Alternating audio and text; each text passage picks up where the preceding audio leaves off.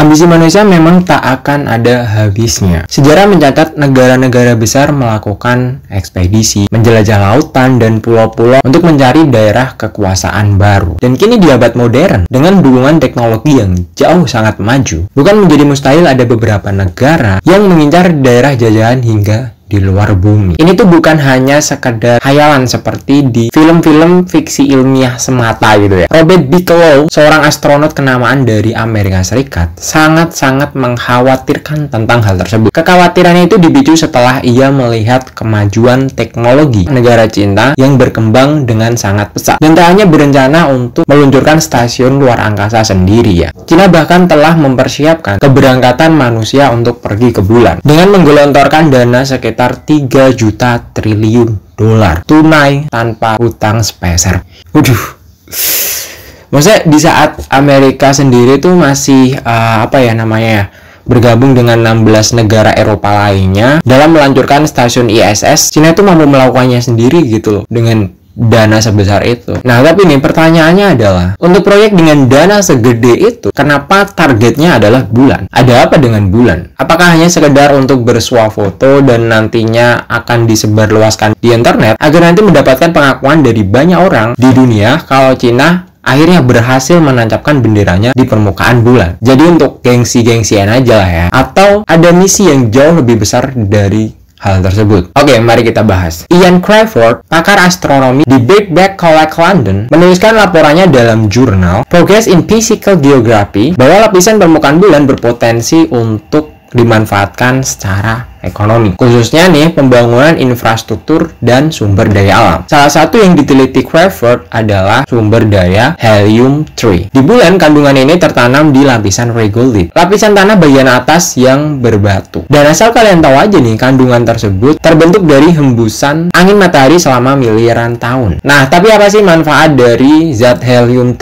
tersebut? Kenapa nih Cina dan bahkan negara-negara besar lainnya seperti Amerika, Rusia, Eropa, Inggris, dan negara-negara lainnya berlomba-lomba untuk memperebutkan zat tersebut? Bahkan isu yang beredar nih, negara-negara besar tersebut sudah mengkapling-kapling tanah di bulan untuk pada akhirnya bisa dilakukan penambangan zat helium-3 di sana. Kok bisa sih? Apa emang sepowerful itu manfaat dari zat helium-3 bagi kepentingan umat manusia yang ada di bumi? Nah, jadi sampai detik ini pemenuhan kebutuhan energi masih sangat tergantung dengan pemanfaatan bahan bakar fosil yang ada. Namun demikian, dampak terhadap lingkungan juga sangat besar karena hal tersebut. Ya, kita nggak seharusnya menutup mata lagi lah ya, penggunaan bahan bakar fosil itu seberapa berefeknya gitu loh pada lingkungan gitu, polusinya dan sebagainya gitu. Kemudian isu tentang selamatkan bumi dan semacamnya mulai banyak lagi mencuat akhir-akhir ini. Namun demikian, hal tersebut pastinya cuma jadi sekedar topik yang hangat untuk dibicarakan. Belum bisa ya merealisasikan untuk ngebuat bumi ini menjadi hijau lagi dan bebas polusi pastinya. Karena jika hari ini bumi itu beralih sepenuhnya ke energi hijau dengan mencabut bahan bakar fosil, pastinya jaringan listrik akan runtuh dalam upaya terakhir untuk memenuhi permintaan. Jadi sampai sekarang belum ada pengganti nih gitu loh, selain penggunaan gas, minyak bumi dan sebagainya gitu. Kalau misalnya kita hanya menyuarakan bahwa harus menggunakan sumber daya yang ramah lingkungan dan bisa diperbarui seperti pemanfaatan sinar matahari, angin, air dan sebagainya, itu belum cukup untuk memenuhi kebutuhan energi umat manusia sekarang gitu. Jadi akan sangat percuma jika mencabut penggunaan bahan bakar fosil tanpa ada penggantinya gitu. Nah ini nih, namun menurut penelitian, reaksi fusi helium-3 dapat digunakan untuk menutup lubang besar tersebut. Asal kalian tahu aja nih, reaksi fusi helium-3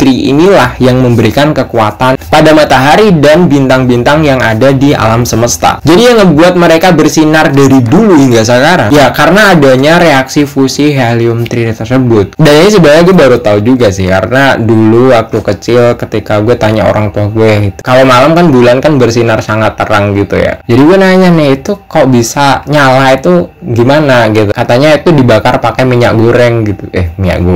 Minyak tanah. Dan pas ketutup awan itu kan nggak kelihatan nih bulannya. Katanya tuh ambil minyak tanah dulu gitu, biar nanti bisa tetap nyala lagi gitu. Jadi kalau misalnya kalian punya pemahaman seperti itu, ya mungkin informasi ini sangat penting ya untuk mencerdaskan kita bersama gitu, bahwa kalau bulan itu kan pantulan sinar matahari ya, matahari itu bisa menyala bukan karena dia dibakar pakai minyak tanah gitu, tapi karena ada reaksi fusi helium-3 di sana. Jadi dari dulu sampai sekarang itu masih bersinar sangat terang gitu loh. Berarti itu membuktikan bahwa sebegitu powerfulnya reaksi fusi helium-3. Untuk bisa memberi daya ke seluruh negara di dunia membutuhkan sekitar 25 ton helium-3. Jadi itu termasuk sedikit ya, Bro. Apa ya? 25 ton itu bisa untuk ke semua negara di seluruh dunia, dan itu dalam setahun loh jangkanya gitu. Kalau misalnya dibandingkan dengan penggunaan batu bara aja, itu butuh bertonton. Bahkan itu hanya sekedar untuk satu negara aja gitu loh. Kalau datanya mungkin gue nggak ada ya, tapi kalau kalian misalnya tertarik untuk mengetahuinya, kalian bisa searching aja langsung di internet. Tapi kalau malas, kalian komen aja di kolom komentar di bawah, nanti gue akan sampaikan di short.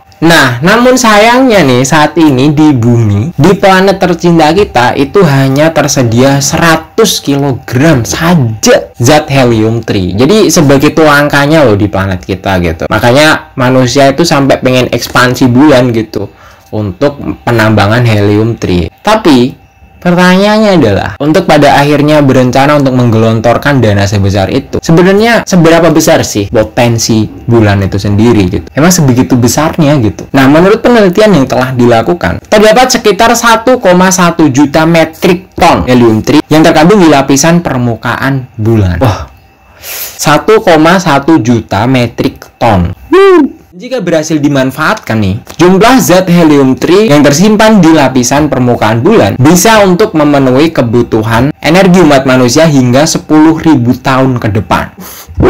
Emang sebegitu powerfulnya sih, 10.000 tahun loh. Sampai sini kalian pasti sudah paham lah ya, kenapa ambisi dari ekspansi negara-negara besar ke bulan sangat-sangat besar gitu loh. Dan padahal itu habis duit banyak gitu loh. Nggak mungkin nggak ada maksudnya kan. Terlepas dari semua hal tersebut, siapapun yang berhasil memanfaatkan zat helium-3 terlebih dahulu, besar kemungkinan dialah yang akan menguasai ekonomi global. Ya ujung-ujungnya pasti duit lah ya. Tapi nih, apakah negara-negara besar tersebut melakukan misi sebesar itu? Emang sejak awal punya niat untuk menguasai ekonomi global dan bahkan sampai memonopoli penggunaan energi nantinya ya? Atau ini ya cuma pikiran gue doang gitu kan? Nggak tahu lah. Kalau menurut kalian gimana? Tulis di kolom komentar. Sekian lah ya sedikit kultum dari gue. Kalau ada beberapa bagian yang emang kurang tepat, kalian bisa benarkan nih atau kasih saran di kolom komentar di bawah. Dengan gue Rian, see you in the next video. Bye!